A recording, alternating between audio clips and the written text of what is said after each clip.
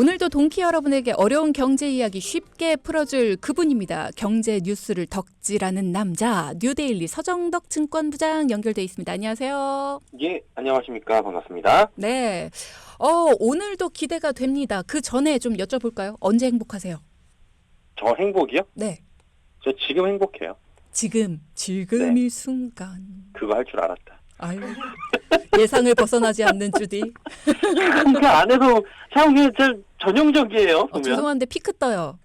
아, 피크가 뜬다고요? 네. 죄송합니다. 목소리 너무 크게 했네요, 제가. 네, 소리가 좋아가지고. 행복하죠? 아니, 저는 늘상 행복합니다.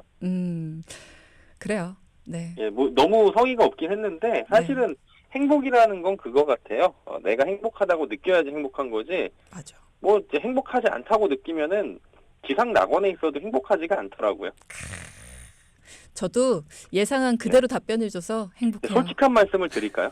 뭐요? 그냥 집에 혼자 있을 때가 제일 행복해요.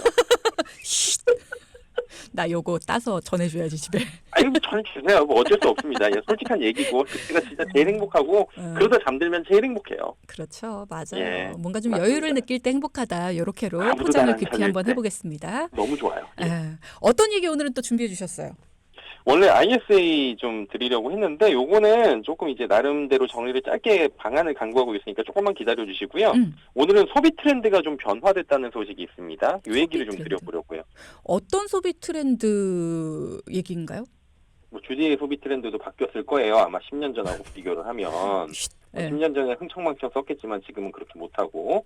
근데 오늘 드릴 말씀은 2030 세대의 트렌드가, 소비 트렌드가 바뀌었다는 얘기인데, 욜로 기억나시죠? 욜로. 욜로 기억나죠. 예. You only live once. 욜로. 욜로. 인생 한 번 살지 뭐 두 번 사냐. 맞아요. 맞아요. 이렇게 살았었죠, 우리가. 그러니까요. 근데 욜로가 바뀌었다고요? 그렇죠. 욜로 외치다가 욜로 와라 인생 큰일 난다. 이렇게 된 거죠. 그래가지고 MZ세대가 이제 밀레니얼 플러스 G세대라고 하잖아요.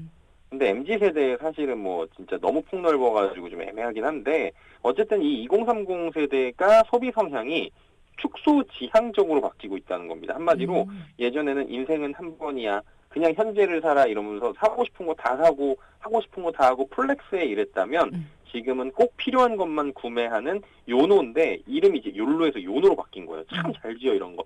You only need one.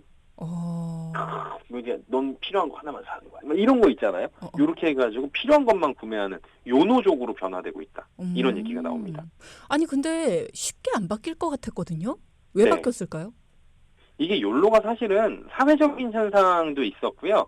이 세대별로의 그 특징이 있잖아요. 근데 누군가가 이렇게 좀 떠들고 방송에서도 만들고 그러니까 다 같이 거기에 편승된 거죠. 인생 한 번이야. 뭐 있어? 까짓거 사고 싶은 거 다 사고, 먹고 싶은 거 먹고, 타고 싶은 수입차도 타보고, 어차피 우리 집은 못 사. 이번 생에 망했어. 집은 못 사니까 집 빼고 하고 싶은 거 다 해. 막 이런 식이었던 거예요. 솔직한 얘기로.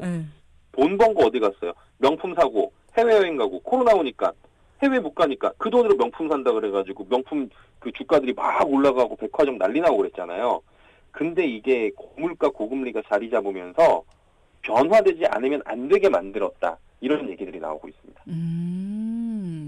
이게 그런 내용을 조사한 설문이나 통계가 있는 거예요? 카더라를 제가 가지고 오진 않았고요. 근데 그죠? 이게 그쵸? 사람 몰라보고. 이게 있습니다. 은행의 금융거래 한 은행에서 한 건데 은행에 엄청난 빅데이터가 있잖아요.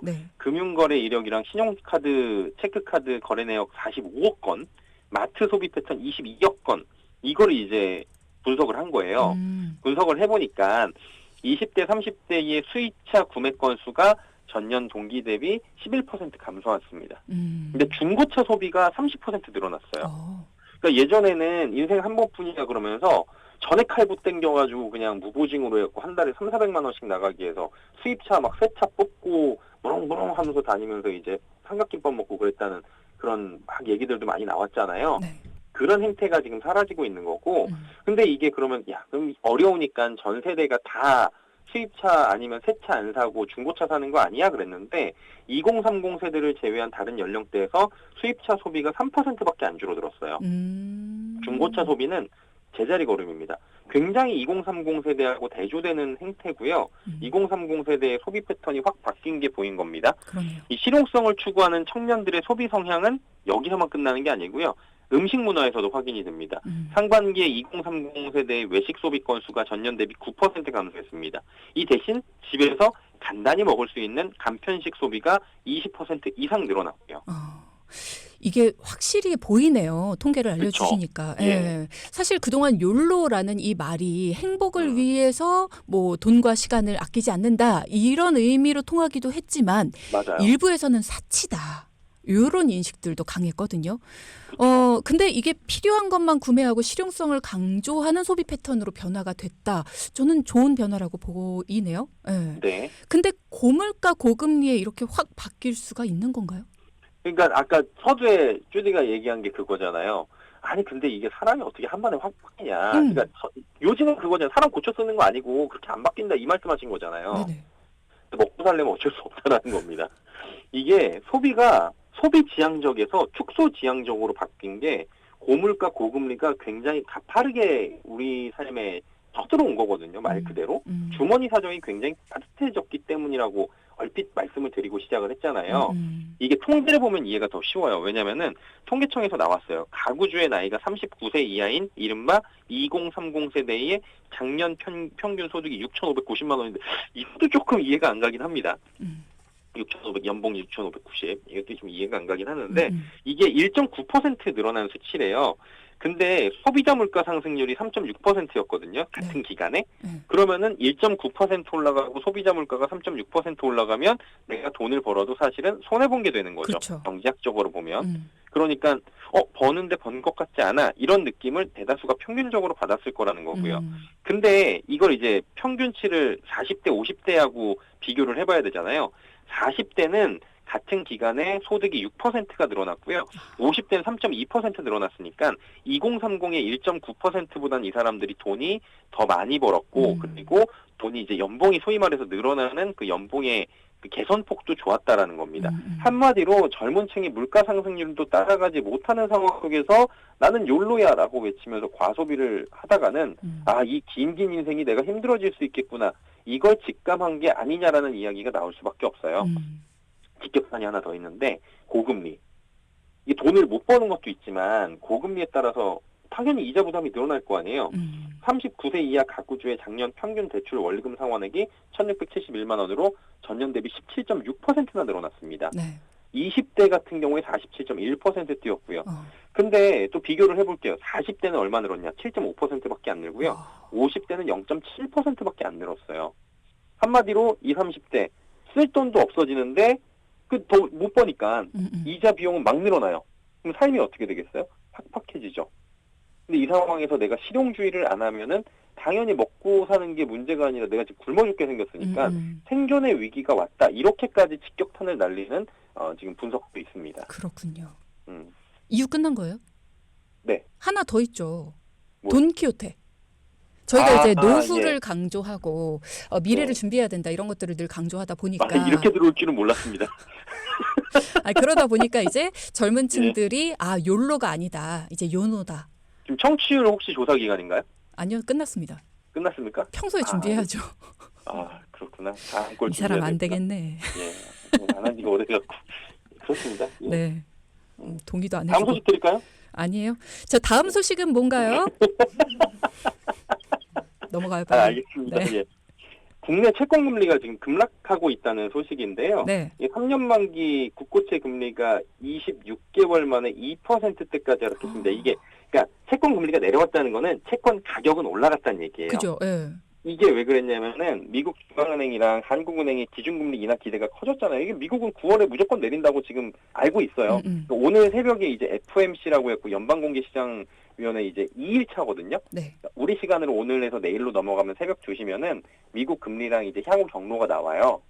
근데 9월이면은 금리 내린다고 지금 보고 있고 한국은행에서도 거기 따라서 가는데 금리 올해는 한 2번 정도 내리지 않을까? 이렇게 인하 기대가 커지니까 외국인 자금이 미리 들어온 거예요. 그래서 5년 만기 국고채 금리도 2%대까지 지금 내려선 상황이고요. 그럼 지금 한국은행 기준금리가 3.5% 네. 3년물이 2%대면은 좀 과한데? 이런 이야기 나올 만 하겠어요. 그쵸. 3.5%가 기준금리인데 벌써 3년물이 2%까지 내려가? 그럼 0.25%포인트씩 두 번 내린 거니까 이거면은 연말 기준점 정도거든요. 그죠. 지금 채권 시장에서 연말에 우리나라 금리를 3% 정도로 봐요. 그럼 그거보다도 낮게 지금 3년물, 5년물이 거래가 된 거니까 말씀해 주신 대로 좀 과한데? 금리 낙폭이 과한데? 이런 얘기가 나옵니다. 근데 이게 왜 그랬냐면은 외국인들이 한국 국채를 이렇게까지 4조 2천억 원을 순매수했습니다. 금리 하락을 주도한 거고 반대로 채권 가격 상승을 주도한 거죠. 네. 이게 전달에 이어서 2달 연속 4조 원 넘게 계속 산 거고요. 이건 아까 말씀드린 대로 뭐 9월에 기준금리 인하가 100% 확실하고 9월에 어쩌면 0.5% 그러니까 9월에 0.5% 한 번에 내리는 걸 이제 빅스텝이라고 하는데 빅컷이라고 하고요. 뭐 이렇게 내리는 거를 그 소위 말해 퍼센테이지로 한 15% 정도 돼요. 지금 확률이 높진 않은데 어쨌든 간에 연내 2번 많으면 3번까지 금리 인하 한다고 하니까 외국인들이 우리나라에 와서 선제적 베팅에 나선 거 아니냐라고 보고 있고요. 실제로 지금 연말까지 3번 이상 금리 인하 확률이 60% 넘어가고 있는 상황이에요. 여기다가 지금 한 가지 봐야 되는데 국내 경기 상황입니다. 네. 우리나라 2분기 GDP가 마이너스가 떴어요. 역성장. 한마디로 경기가 부진하죠. 여기다가 이제 경기를 살리려면 금리 인하 해야 된다는 얘기 나올 수 있겠죠. 그러니까 전반적으로 금리를 내려야 하는 이유가 많아지니까 선제적으로 금리 인하 기대감이 커진 거고 그렇죠. 여기에 하나 더 있어요. 세계 국채지수라는 게 있는데 세계 국채지수에 우리나라가 이제 편입 기대감이 커져가지고 외국인들이 한국 채권 시장으로 조금 이제 유입이 됐다. 이런 얘기예요. 9월에 그래서 편입 가능성이 얼마 되느냐? 기재부 관계자가 50대 50이다. 이게 세계 국채지수 WGBI라고 하는데 여기 편입되면 자동으로 한국 국채를 사야 돼요. 그러니까 야, 살 거 미리 사자 그래가지고 미리 유입됐을 가능성이 있다. 즉 복합적 요인으로 외국인들이 채권 매수를 지금 이어갔고 이로 인해서 채권 가격은 올라가고 채권 금리는 하락하는 모습들이 나오고 있다. 이렇게 볼 수가 있겠죠. 약간 전문가분들 의견을 보니까 오버슈팅이다 뭐 이런 얘기도 있어요. 이건 무슨 뜻인가요? 오버슈팅 이제 한마디로 조금 이제 페이스 오버를 했다라는 얘기인 건데 일시적으로 수요가 한 번에 몰려버리면은 급격하게 지금 가치보다 좀 오버해서 페이스가 나간다는 얘기거든요. 일시적으로 수요가 몰렸다고 아까 말씀을 드렸잖아요. 네. 그러니까 일시적으로 수요가 몰리니까 가격은 상승하게 되고 채권 금리는 내려가게 되는 이른바 이런 오버슈팅이 일어난 거 아니냐 이런 얘기가 실제로 말씀해 주신 대로 시장에서 나와요. 금리가 내려간 이후에 즉 가격 상승 이후에 숨고르기에 나서기도 하거든요. 이럴 때는. 한마디로 그래서 국채 금리의 하락폭이 지금 과도하다. 이렇게 보는 시각이 많은 거예요. 그래서 한국은행 관계자가 최근 금통위 분위기를 고려한다면 시장의 기대치가 조금 지나치다. 시장의 예상과 다르게 기준금리 인하에는 수많은 변수가 존재한다. 이렇게 지적을 했고요.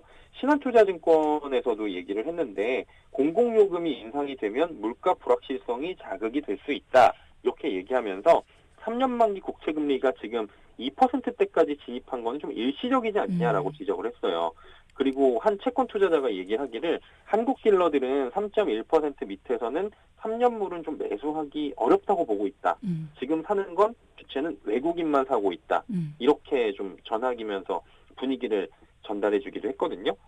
그리고 지금 이 상황이 좀 긴장을 불어넣을 수 있는 이유가 또 있는데 가장 큰 문제는 이게 3년물이 우리 이제 가계부채하고 조금 직결이 될 수가 있습니다. 이게 우리가 평소에 이제 대출금리라고 하잖아요. 네. 주담대 요쪽하고 3년물이 많이 연동이 됩니다. 그러다 보니까 아무래도 이게 내려가면은 주택담보대출 금리가 내려갈 수 있겠죠. 연동돼가지고.